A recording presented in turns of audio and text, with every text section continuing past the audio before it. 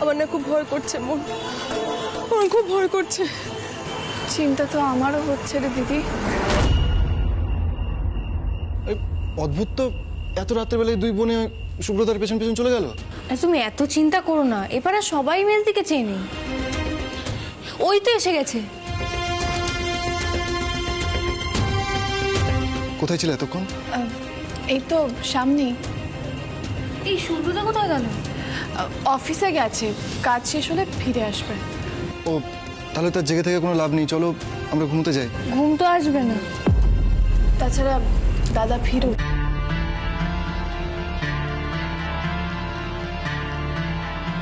বলছি তুবড়ি, কালকে সকালে সম্রাট স্যারের ওখানে যাওয়ার আছে।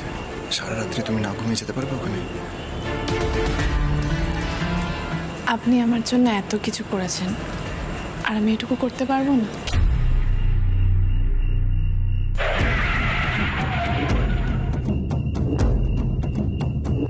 কি ব্যাপার, এখানে গাড়ি থামালেন? আপনি একটু বাইরে গিয়ে দাঁড়াবেন।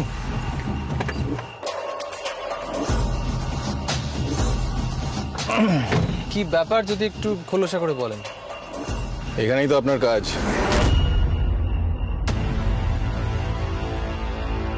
নিন ধরুন।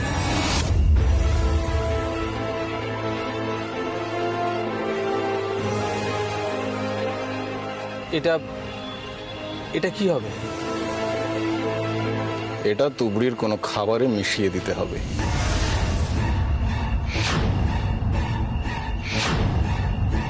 মানে? আপনার চুক্তি অনুযায়ী নিশা ম্যাডাম আপনাকে যা করতে বলেছে আপনি তাই করুন। আমি যা বলছি নিশা ম্যাডামের অর্ডার অনুযায়ী বলছি।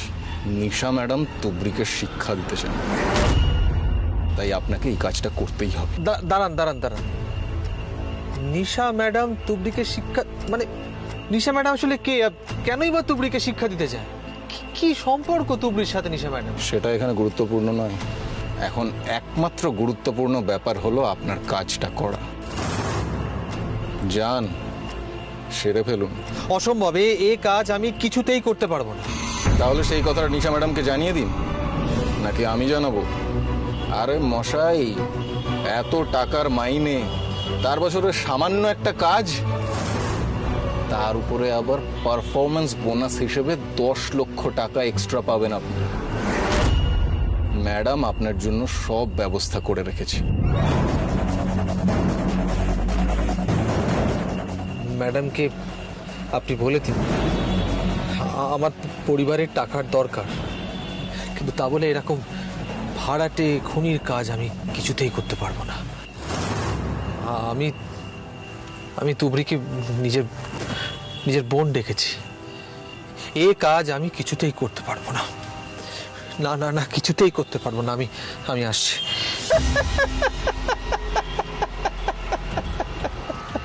কি ব্যাপার, হাসছেন যে?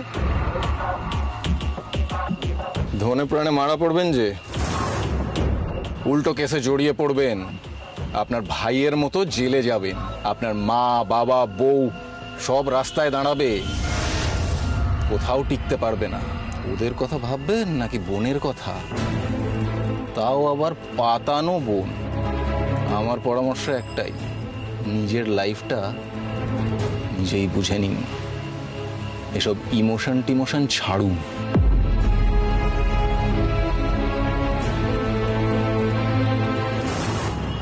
আমি এক্ষুনি ম্যাডামকে ফোন করছি।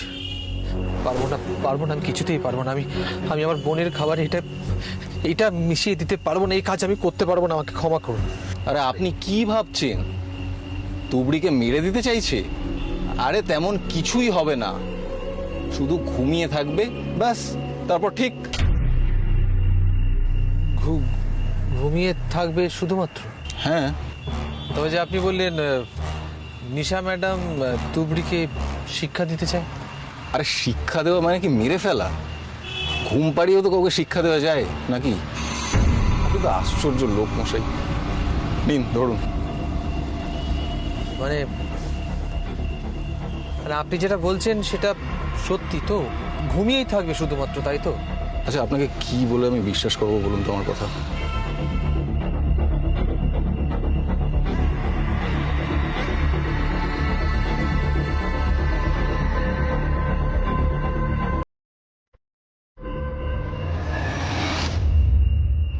Very good.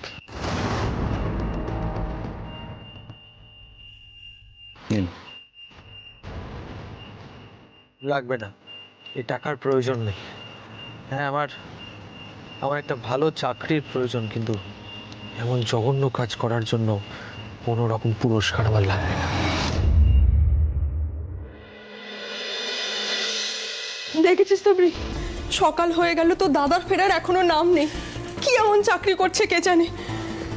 আরে বাবা, আমি তো তখন বলেই গেলাম টাকা পয়সা নিয়ে প্রবলেম হচ্ছিল, সাইটে কাজ বন্ধ ছিল, তাই তো আমাকে ছুটে ছুটে যেতে হয়েছিল। গেলাম, সব ঠিক হয়ে গেল, আর এখন তো চলে এসেছি, তাহলে আবার চিন্তার কি আছে, তাই না? ওভাবে আবার তাকিয়ে আছো কেন? আমি তো চলে এসেছি, তাহলে তো আর ঝামেলার কিছু নেই, তাই না? এই বর্দি, তুই ছাড় না। তুমি বসো, আমি সবার জন্য চা করে আনছি। না না না, চা খাবে কি? সারা রাত জেগেছিস সবাই, লেবুর জল করে আন, দে ওদের সবাইকে, পরে চা খাবে। মা, আমার তো ঘর মোছা হয়ে গেছে, তাহলে আমি ঝট করে স্নান করে 10 মিনিটের মধ্যে শরবতটা নিয়ে আসি। হ্যাঁ, যা মা, আমি পুজোটা সেরে ফেলি।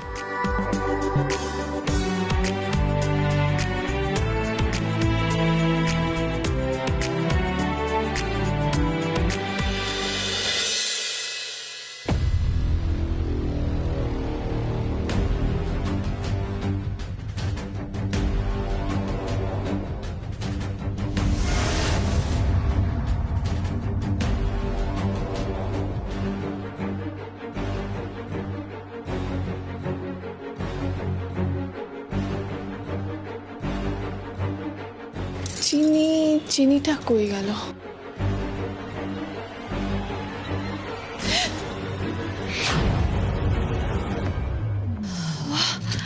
আমি তো ভয় পেয়ে গেছিলাম তোমাকে দেখে। কেন ভয় পেয়ে গেছিলে কেন? না না, আমি হট করে ঘুরলাম তো দেখলাম তুমি সামনে দাঁড়িয়ে আছো, ভয় পাবো না? আচ্ছা দাদা, খুব তেষ্টা পেয়েছিল না? না মানে, আমার একটা কথা বলার আছে। আমি না এবার থেকে তুই বলে ডাকবো, হ্যাঁ? কারণ তুই তো আমার বোন হয়ে গেছিস, আর নিজের বোনকে কি আর কেউ তুমি বলে? ওই কালকে আমাদের রাত্রির কথা হলো না, তুই আমাকে দাদা বললি, আর সত্যি কথা বলতে আমারও তো নিজের বোন বলে কেউ নেই, তাই আজ থেকে তুই আমার বোন। জানো তো দাদা, আমরা না সবাই দিদিকে নিয়ে খুব দুশ্চিন্তা করতাম, কিন্তু এখন আমরা সম্পূর্ণ নিশ্চিন্ত। দিদি তোমার মতো একজন